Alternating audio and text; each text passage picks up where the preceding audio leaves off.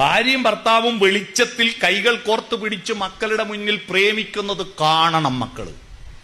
അച്ഛനും അമ്മയും പ്രേമിക്കുന്നത് കണ്ടിട്ട് കുട്ടികൾക്ക് മനസ്സിലാവണം, പ്രേമം എന്ന് പറഞ്ഞാൽ കല്യാണം വരെയുള്ള ഏർപ്പാടല്ല, കല്യാണം കഴിഞ്ഞ് മരണം വരെ ഉള്ളതാണ് പ്രേമമെന്ന്.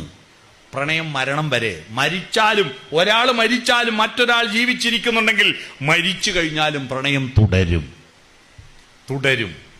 പ്രണയം എന്ന് പറയുന്നത് വിവാഹത്തിന് മുമ്പുള്ളതല്ല. നമ്മളെ നാട്ടിൽ നോക്കിയാട്ടെ, വാട്സപ്പിലും ഫേസ്ബുക്കിലെല്ലാം കല്യാണം കഴിയുന്നത് വരെ 100 പ്രാവശ്യം I love you I love you I love you എന്ന് അയച്ചിട്ടുണ്ടാവും.